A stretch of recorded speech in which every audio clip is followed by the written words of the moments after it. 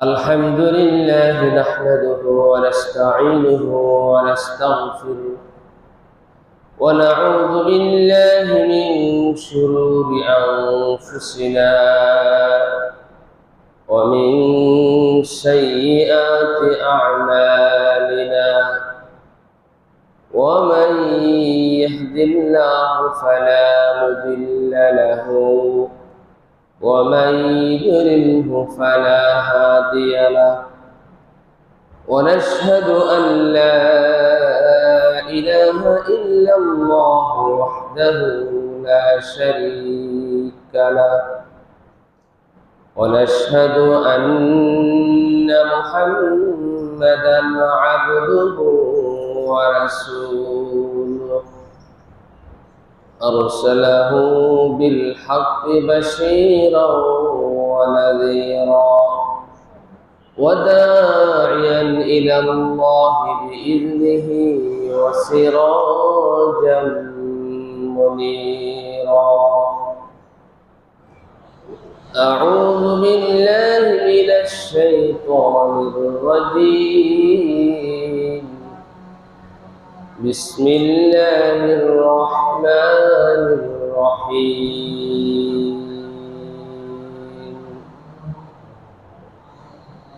إن كنتم تحبون الله فاتبعوني يحببكم الله وقال رسول الله صلى الله عليه وسلم اللهم صل على محمد وعلى آل محمد كما صليت على إبراهيم وعلى آل إبراهيم إنك حميد مجيد اللهم بارك على محمد وعلى آل محمد كما باركت على إبراهيم وعلى آل إبراهيم إنك حميد مجيد الحمد لله মুআজ্জাজ মুহতারাম মুসল্লি কিরাম ওই মহান আল্লাহ রাব্বুল আলামিনের দরবারে অগণিত শুকর গুজার আদায় করি যে মহান রাব্বুল আলামিন আল্লাহ পাকের মহান হুকুম আদায় করার জন্য আল্লাহ পাকের ঘরে জান্নাতের বাগানে জান্নাতের স্থানে অসংখ্য মানুষ থেকে যাচাই বাছাই করে আপনাকে আমাকে আসার জন্য তৌফিক দিয়েছেন। এই জন্য আমরা শুকরিয়া জ্ঞাপন করি আল্লাহ পাকের দরবারে আলহামদুলিল্লাহ। রব্বুল আলামিন আপনাদের সম্মুখে বসাইছেন, আপনাদেরকে কিছু কথা শোনার জন্য তৌফিক দিয়েছেন। সবচেয়ে উত্তম উৎকৃষ্ট জায়গা আল্লাহর ঘর, মসজিদ, সেজদা দেওয়ার স্থান। এই জন্য আবার শুকরিয়া জানাই আলহামদুলিল্লাহ। অনেক মানুষ আছে যে তারা এখনো উৎকৃষ্ট জায়গার মধ্যে আসে নাই, সুন্দর একটা স্থানে আসতে পারে নাই, সুন্দর জায়গায় বসতে পারে নাই। কিন্তু আপনাকে আমাকে আল্লাহ পাক বসার তৌফিক দিয়েছে, ঠিক না? এই দুনিয়ার মধ্যে, দুনিয়ার কাজে, দুনিয়ার লোভের মধ্যে আপনাদেরকে ফেলাইতে পারবে, কিন্তু আল্লাহ রাব্বুল আলামিন আপনাদেরকে ওই দুনিয়ার কাছ থেকে ফারেক করে আল্লাহ পাকের ঘরে কিছু কথা শোনার জন্য এবং আল্লাহ পাকের হুকুম আদায় করার জন্য আনছেন। আমি মাঝে মধ্যে বলি যে দুনিয়ায় মানুষ বেশি বুঝে কিন্তু আখিরাত বুঝে না। অথচ দুনিয়ায় তুমি 70, 80, 200, 500, 1000 বছর জিন্দেগি যদি তুমি পাও, তোমার কোনো লাভ নাই। কেন জানেন? কারণ দুনিয়া তুমি ছুঁয়ে যাবা, দুনিয়া তুমি লইয়া যেতে পারবা না। পারবা? পারবা না। কিন্তু আখিরাতের একটা সেকেন্ড যদি আপনি আল্লাহ পাকের ধ্যানে থাকেন, আপনার জন্য আল্লাহ রাব্বুল আলামিন জান্নাতের প্রাসাদ বানাই দেবেন। সুবহানাল্লাহ। এই জন্য আমি মাঝে মাঝে বলি যে আজকে যারা আসছে শুক্রবার জুমার দিন, প্রথম যারা আসছে 12টা উট আল্লাহ রাব্বুল আলামিনের রাস্তায় কুরবানি করলে যে সওয়াব আপনাকে দেওয়া হবে, এই সওয়াব তার আমলনামায় দেওয়া হবে যারা আগে আসছে। বলে সুবহানাল্লাহ। এটা কি দুনিয়ার মধ্যে লাভ না আখিরাতে? এটা আখিরাতের লাভ, দুনিয়ার লাভ না।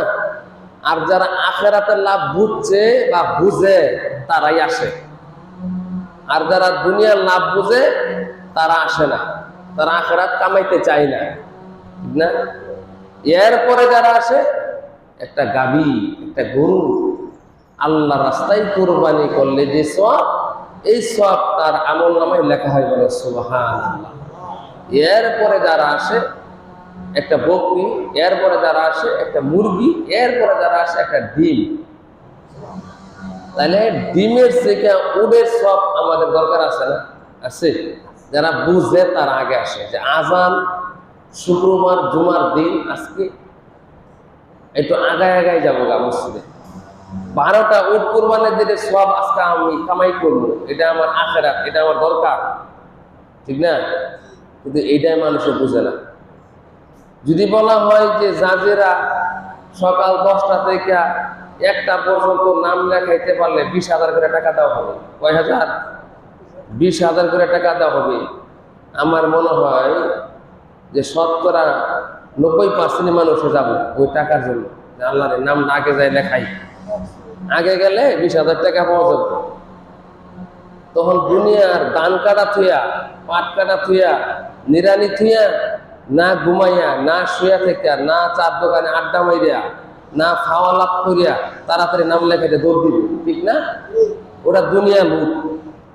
আখিরাতের লাভ আমরা বুঝি না, আখিরাতের লাভ আমরা চিনি না, আখিরাতের লাভ আমরা আমাদের দরকার মনে করি না, দুনিয়ার লাভ আমাদের বেশি বুঝি, ঠিক না?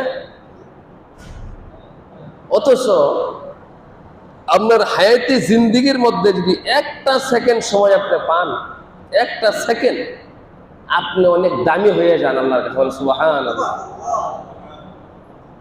যদি আল্লাহ রাব্বুল আলামিনের একটা সেকেন্ড একটু জিকির করেন, সুবহানাল্লাহ, এটা কইতে কতক্ষণ লাগছে? 1 সেকেন্ড। সুবহানাল্লাহ। এই সুবহানাল্লাহ বললে আল্লাহ রাসূল বলেন, হাদিসের মধ্যে 2টা রাওয়ায়াত আছে। একটা রাওয়ায়াত হয়েছে জান্নাতে তোমার জন্য একটা গাছ লাগানো হয়ে যাবে। বলেন সুবহানাল্লাহ। আর এক হাদিসের মধ্যে আছে একবার যদি তুমি মুখ দিয়ে 1 সেকেন্ডে আল্লাহকে স্মরণ করো, সুবহানাল্লাহ বলো, আসমান এবং জমিনের মধ্যে যে ফাঁকাগুলো জায়গা আছে, এই ফাঁকাগুলো জায়গা আল্লাহ রাব্বুল আলামিন তোমার জন্য নেক দিয়া ভরপুর করে দেয়। বলেন সুবহানাল্লাহ। একটা সেকেন্ড সুবহানাল্লাহ কইলে আল্লাহর কাছে এত দামি হয়ে যায়। আর আপনি 60, 70, 80 বছর জিন্দেগি যাপন করলেন, আল্লাহ নাম একবার লইলেন না, আপনার এই 80, 90 বছর জিন্দেগির কোনো দাম নাই। আপনি যদি 1 সেকেন্ডে হায়াত দুনিয়াতে পান, আপনার সম্মান, আপনার ইজ্জত অনেক বেড়ে যায়। মায়ের পেট থেকে যখন একটা বাচ্চা যখন বের হয়, ভূমিষ্ঠ হয়, বাচ্চাটা যদি একবার একটু 1 সেকেন্ডের জন্য একটা চিৎকার দেয়, 1 সেকেন্ডের জন্য যদি একটা চিৎকার দেয়, চিৎকার দেয়, সে যদি মারা যায়, ওই বাচ্চাটার এত দামি হয়ে যায়, ওই বাচ্চাটার সুন্দর করে একটা কাফন পরানো হয়, ওই বাচ্চাটার সুন্দর করে গোসল দেওয়া হয়, ওই বাচ্চাটার সুন্দর করে তার জানাজা দেওয়া হয়, ওই বাচ্চার জন্য দোয়া করা হয়, আর ওই বাচ্চাটা 1 সেকেন্ডের জন্য হায়াত পেয়ে সে জান্নাতে হয়ে যাবে। সুবহানাল্লাহ। ঠিক না? এক সেকেন্ডের জন্য। এবং শুধু সেই জান্নাতি হয় না, এবং সে তার বাপ মাকেও জান্নাতে নেবে। বলে সুবহানাল্লাহ। কাল কিয়ামতের ময়দানে আল্লাহ পাক তার জান্নাত দেবে, তুমি জান্নাতে যাও, জান্নাতে যাও। বাচ্চা বলবে, ওগো আল্লাহ, তুমি আমার জন্য জান্নাত বানাইছো, আমি তো মায়ের সাথে দুনিয়াতে এক সেকেন্ড, এরপরেই তো তুমি নিয়ে আসছো, একদিন না, 2 দিন না, 10 বছর না, 20 বছর না, আমি মার কোলে থাকতে পারি নাই, তুমি আমাকে নিয়ে আসছো। আজকে তুমি আমার বাবা মাকে সামনে দেও, আমার বাবা মাকে নিয়ে আমি তোমার জান্নাতে থাকবো। বলে সুবহানাল্লাহ। এক সেকেন্ড আপনার অনেক দাম। এই হায়াতে জিন্দিগি যদি আল্লাহ পাকের নাম আপনি একবার নেন, আর যদি নাম না নন, কোনো দাম নেই। তুমি চাকচিক্যময় দুনিয়ার ভিতরে থেকে এমন আশা আকাঙ্ক্ষা করতেছ, অথচ তোমার দুনিয়া থেকে চলে যাওয়ার জন্য তোমার চিঠি তোমার মাথার চুল পেকে গিয়েছে, ঠিক না? মাথার চুল পেকে গেছে, দাড়ি পেকে গেছে, সব পেকে গেছে, হাড্ডি নরম হয়ে গেছে, চামড়া নরম হয়ে গেছে, চিঠি আসছে, এরপরেও তুমি বালা হও না। কাইফা ইয়ানজু মান নাশাতির বাল হাওয়া ওয়াল মাআসি শাব্বা ফিহা ওয়াক্তাহাল। কাইফা ইয়ানজু মান নাশাতির বাল হাওয়া ওয়াল মাআসি শাব্বা ফিহা ওয়াক্তাহাল। কেমন করে ওই ব্যক্তি আল্লাহর কাছে মাপ পাইতে পারে, জান্নাত পাইতে পারে, নাজাত পাইতে পারে, যে ব্যক্তি যুবকাল থেকে বৃদ্ধাকাল পর্যন্ত শুধু গুনার জীবন অতিবাহিত করেছে, ঠিক না? যুবককাল অর্থাৎ সাবালকের পর থেকে তোমার আল্লাহ পাকের হুকুম তোমার কাছে বতরাইছে, এরপর থেকে তোমার বৃদ্ধ পর্যন্ত, তুমি মৃত্যু পর্যন্ত তুমি আল্লাহর কাম করো নাই, রাসূলের মহব্বত প্রেম ভালোবাসা তোমার অন্তরে ঢুকাও নাই, ওই ব্যক্তি কেমন করে আল্লাহর কাছে নাজাত পাইতে পারে, জান্নাত পাইতে পারে, মাপ পাইতে পারে? কেমন করে হয়? এই জন্য একটা সেকেন্ড হায়াতে জিন্দিগি আপনি পাইলে, আল্লাহর নামটা মুখে নিলে আল্লাহর কাছে আপনি অনেক দামি হয়ে যান। সুবহানাল্লাহ, সুবহানাল্লাহ। এত দামি আল্লাহ পাক বানাই দেন। ওয়াল্লাযীনা আমানু আশাদু হুব্বান লিল্লাহ। আল্লাহ বলেন এটা আল্লাহর কথা, এটা আমার কথা না, কোনো মানুষের কথা না, নবীর কথাও না। কার কথা? আল্লাহ রাব্বুল আলামিনের কথা।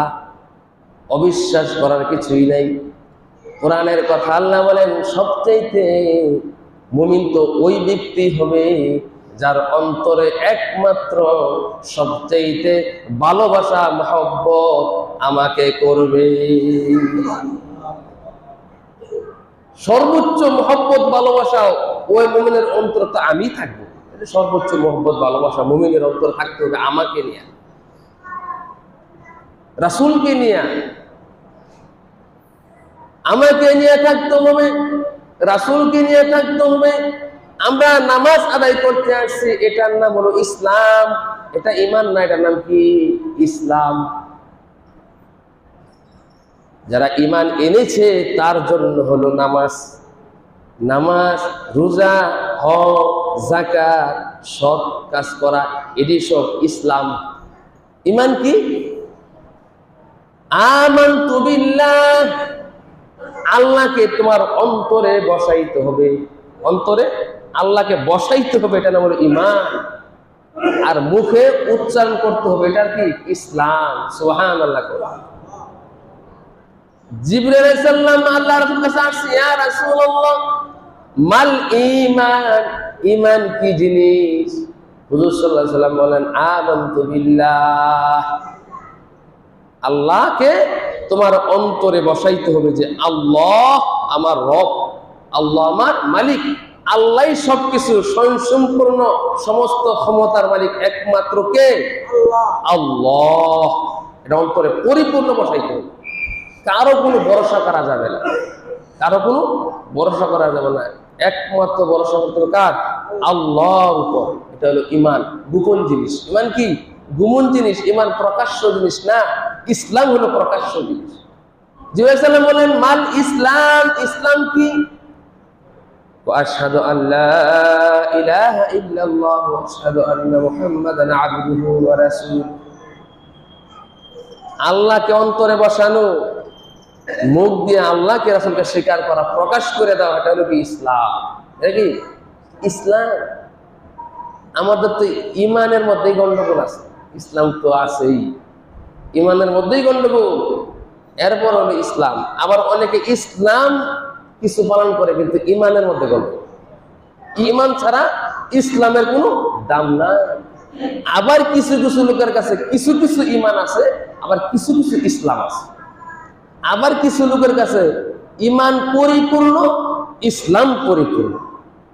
আবার কিছু মানুষের কাছে ইমানও নাই, ইসলামও নাই।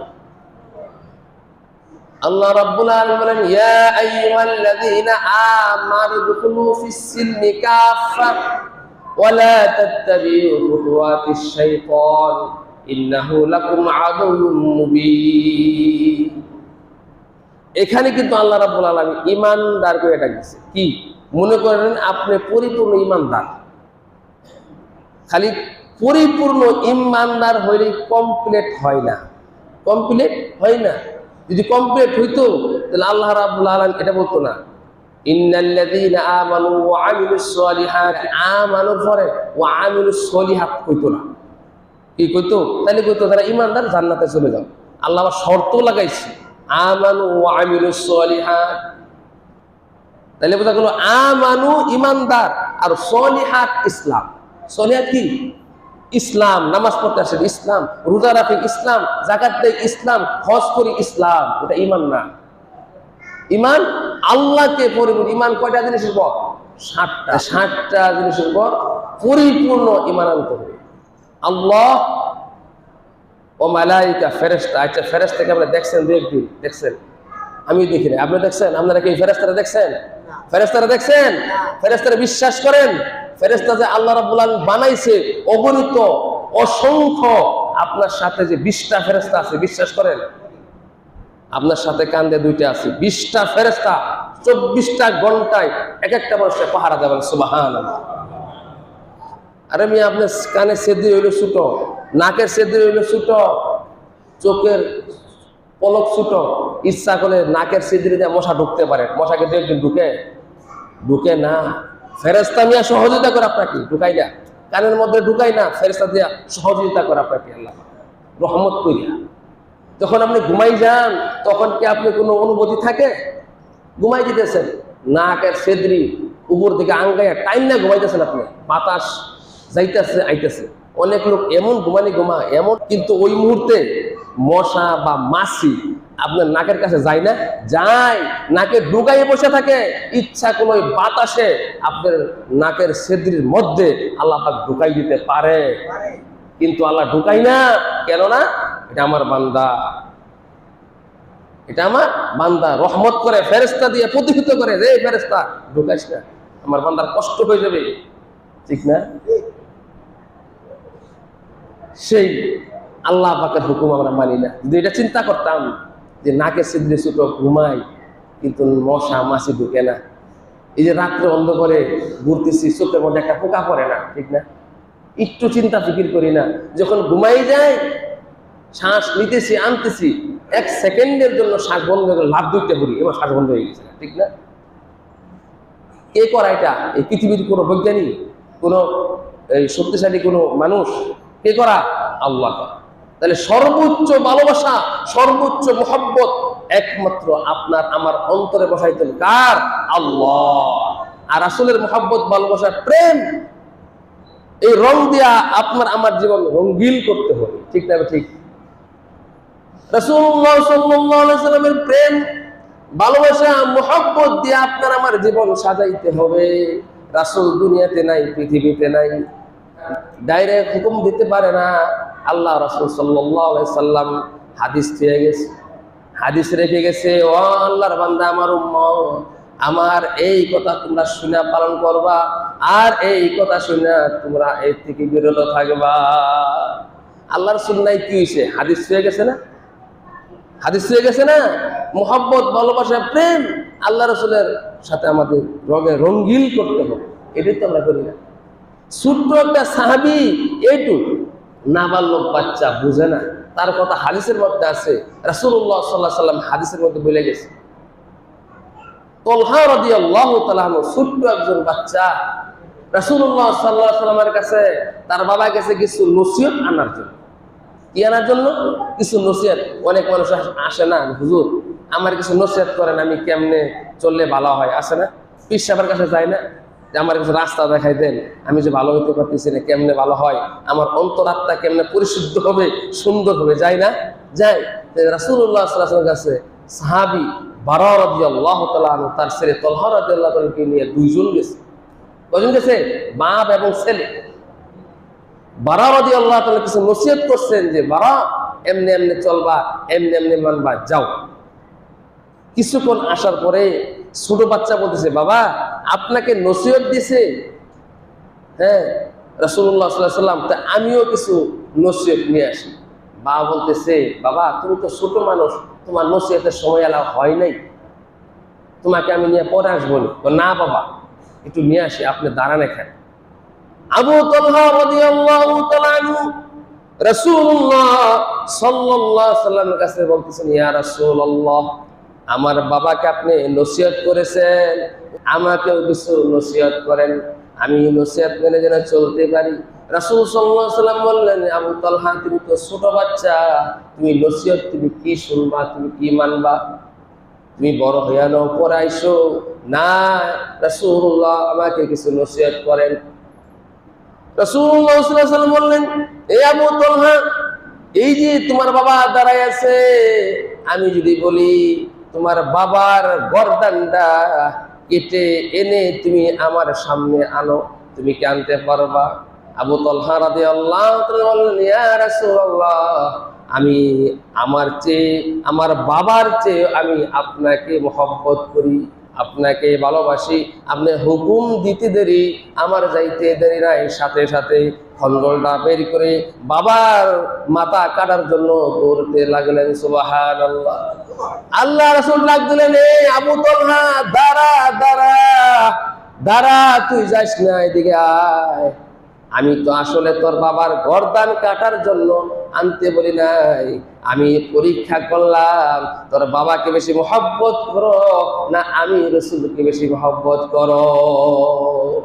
আমি তো পৃথিবীতে এসেছি বাবার গর্দান কাটার জন্য না, বাবাকে সম্মান দেওয়ার জন্য আমি রাসূল দুনিয়াতে আগমন করেছি। আবু তালহা রাদিয়াল্লাহু, ছোট বাচ্চা, বুঝে না। আবু তালহা রাদিয়াল্লাহু তাআলা কিছুদিন পরে অসুস্থ হয়ে গেলেন। রাসূলুল্লাহ সাল্লাল্লাহু আলাইহি ওয়াসাল্লাম বাসায় গেলেন, অসুস্থ, অনেক জ্বর। রাসূলুল্লাহ সাল্লাল্লাহু আলাইহি ওয়াসাল্লাম বুঝে ফেললেন সে পৃথিবীতে আর বাঁচবে না। তার শারীরিক অবস্থা দেখে জানতে পারলেন দুনিয়াতে আর থাকা হবে না। তারা বাবাকে বললেন, বারা যে পরিস্থিতি দেখলাম তোমার ছেলে হয়তো পৃথিবীতে আর বাঁচবো না, হয়তো সে মারা যাবে। সে যদি মারা যায় আমাকে খবর দিও, আমি তার জানাজা দিব। সুবহানাল্লাহ। আমি তাকে কবরে নামাবো। কিছুদিন পরে আবু তালহা রাদিয়াল্লাহু তাআলা আনহু মারা গেলেন। মারা যাওয়ার আগে বললেন, বাবা বিশ্বনবী মুহাম্মদ রাসূলুল্লাহ সাল্লাল্লাহু আলাইহি সাল্লাম আমাকে দেখতে এসে বলে গিয়েছে আমি যদি মারা যাই তাহলে সে আমার জানাজা দেবে, আমাকে কাফন পরাবে, দাফন করবে, কবরে নামবে। বাবা মৃত্যুর আগে আমি তোমাকে বলে যাইতেছি বাবা, একটা ওসিয়ত করে যাইতেছি বাবা, আমি যদি রাত্রে মারা যাই তুমি রাসূলকে খবর দিবা না। কারণটা কি বাবা? রাসূল তো তোমাকে বলেছে না বাবা না, আমি যদি রাত্রে মারা যাই, রাসূল যদি মদিনার অলি গলি দিয়ে আসে তাহলে রাত্রে মুনাফিকদের কাফেরের চক্রান্তের আক্রমণে শিকার হয়ে যাবে, হয়তো রাসূলের শরীরে আঘাত করবে। আমি তলহার মতন হাজার হাজার তলহা মারা গেলে কোনো আসে যায় না, কিন্তু বিশ্ব নবীকে যেন মুনাফিকদের কাফেরদের আক্রমণে যেন আক্রমণ না হয়, এই জন্য আমি পছন্দ করি না বাবা রাত্রে মারা গেলে তুমি খবর দিবা না। আর আমি যদি দিনে মারা যাই তাহলে তুমি খবর দেবা, কারণ দিনে এই কাফেররা মুনাফিকরা আক্রমণ করতে পারবে না, এটা আমি পছন্দ করি না বাবা। কিছুদিন পরে আবু তালহা রাদিয়াল্লাহু তাআলা রাত্রে মারা গেলেন। রাসূলকে খবর দিলেন না, ছেলের কথা অনুযায়ী পরের দিন রাসূল শুনলেন, বারা আবু তালহা যে মারা গেল, আমাকে তুমি খবর দিলা না কেন? বারা বললেন, ইয়া রাসূলুল্লাহ, আমার সন্তান তো তার জীবনের চেয়ে আপনি রাসূলকে ভালোবাসে, কারণ এই জন্য খবর দেয় নাই, রাত্রে যদি আপনি তার মৃত্যুর খবর শুনে আপনি তো তাড়াতাড়ি আসবেন, তখন মদিনার অলিগলির যে মুনাফিকেরা এই রাত্রির অন্ধকারে এই সুযোগে আপনার উপর আক্রমণ করবে এবং আপনাকে মারবে, হয়তো আপনাকে মেরে ফেলতেও পারে, এটা আমার ছেলে পছন্দ করে না, এই জন্য খবর দেওয়া হয়নি। রাসূলুল্লাহ সাল্লাল্লাহু আলাইহি ওয়াসাল্লামকে ভালোবাসতে কেউ কিভাবে মুখেই ভালোবাসলে হবে না। রাসূল বলেন, মান আহাব্বা সুন্নতি ফাকাদ আহাব্বানি ওয়া মান আহাব্বানি কানা মাই ফিল জান্নাহ। রাসূলকে ভালোবাসতে হবে তার সুন্নত মেনে। কি মেনে? সুন্নত মেনে ভালোবাসতে হবে। আমরা আল্লাহর সামনে দাঁড়ানো নামাজ আদায় করতে আসছি, মাথার মধ্যে অনেকে টুপি নাই, অনেকে শার্ট গায়ে দিয়ে নামাজ পড়ে, পাঞ্জাবি নাই, অনেকে হাতা বাইর করে নামাজ পড়ে, সুন্নতের খেলাফ, সুন্নত তো তোমার ভিতরে নাই। অথচ সুন্নতকে ভালোবাসতে রাসূলকে মহব্বত করা হবে, নামাজ পড়তে আসছে এই পর্যন্ত বাইরে নামাজ পড়ে, সুন্নতের খেলাফ। কেউ কেউ বলছে তার নামাজই হবে না, কেউ কেউ বলছে নামাজ হইলেও ত্রুটি স্পট মাকরুর সাথে আদায় হবে। কি ব্যাপার? মাকরুর সাথে আদায় হবে, নামাজ স্পট করে দেবে, আপনি দোষী হয়ে যাবে না। এরপরে এই শার্ট করে বললে এই হাড়ও ডাকা হয় না, নামাজ হাড়ও ডাকা হয় না, সুন্নতের খেলাফ, স্পট নামাজ আপনার ক্ষতি হয়ে গেল। তো রসুলের মহব্বত করে রাখবো, যদি আপনি এই পর্যন্ত পড়েন তাহলে রসুলের মহব্বত করা হবে, রসুলকে কি হবে?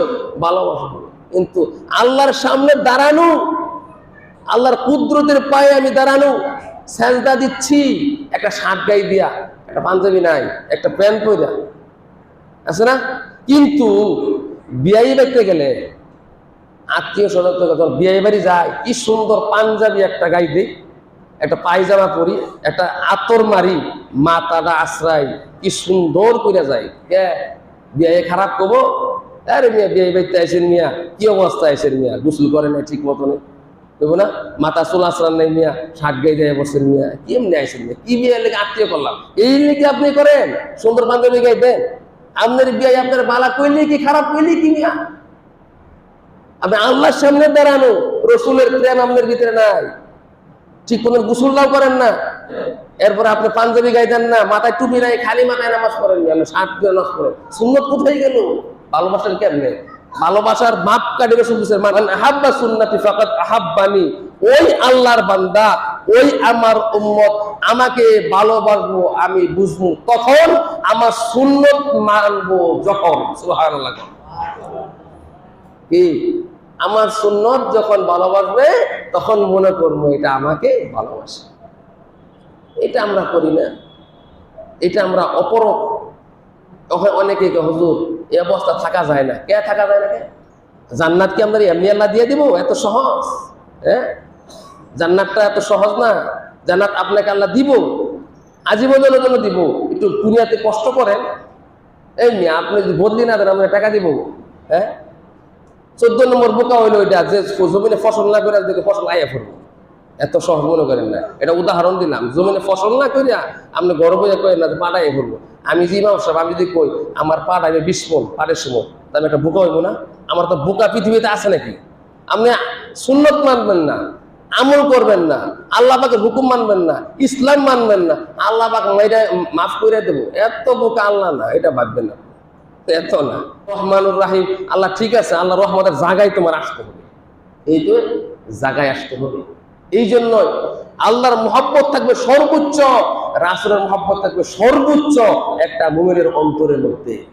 ইসলাম মানি আমরা সুবিধা মতন মানি। কি মানি? সুবিধা মতন মানি। আল্লাহ বলেন, ইয়া আইয়ুহাল্লাযীনা আমানু ফিস-সিলমি কাফা, তুমি ইসলামের মধ্যে কমপ্লিট, তুমি পরিপূর্ণ ঢোক। সুবিধাবাদী আমরা। এখন আমি নামাজ পড়ি 5 ওয়াক্ত, আমি এদিকে সুদ একেবারে আল্লাহর ওলি, নামাজ পড়তেছি, ঠিক না? আমি ভালো নামাজ পড়তেছে, ঠিক আছে, আমার এটা আমল ঠিক আছে, আমি পড়ি, তাহলে মিশা কথা কইকে? এই না, আমি ইসলাম কই মানলেন? পরিপূর্ণ মানলেন? আমি নামাজ পড়তেছি, ঠিক আছে, আমি পর্দা করতেছি না, পরিপূর্ণ মানলেন আপনি? আরেকজনে পর্দা করে না, তুমি পর্দা করো, আর পর্দা উল্লার দোষ, পর্দা করে, আরে তুমি নিজে করো না, আবার তুমি দোষ করো, এই ঠিক না? আমি নামাজ পড়তেছি, রোজা রাখতে, হজ করছি, বাপ মারে বাদ দিতেছে না। তুমি কি ইসলাম মানো? তোমার কোন ইসলাম এটা? এটা কমপ্লিট ইসলাম না অর্ধেক ইসলাম? ও তখন আমি বাপ মারে বাদ দিই, বাপ মারে খাওয়াই, এটা আমি পরিপূর্ণ আছি, নামাজ পড়তেছি না। কি কমপ্লিট ইসলাম কোথায়? আমি বাপ মাকে বাদ দিতেছি, নামাজও পড়তেছি, পরের সম্পদ খাইতেছি, ইসলাম কোথায়? আপনি আছে ইসলাম? ইসলাম নাই। ইসলাম পরিপূর্ণ ঢুকতে হবে, নামাজও পড়তে হবে, রোজা রাখতে হবে, পর্দাও থাকতে হবে। মিয়া হক কথা কইতে হইব, হক বিচার করতে হইব। ছেলে মেয়ের দায়িত্ব পর্দা রাখার, বাপ মা। বিয়ে হয়ে গেলে দায়িত্ব হলো স্বামী, আপনার না, স্বামীর দায়িত্ব শুনলা, স্বামীর বর্তাবে, ঠিক না?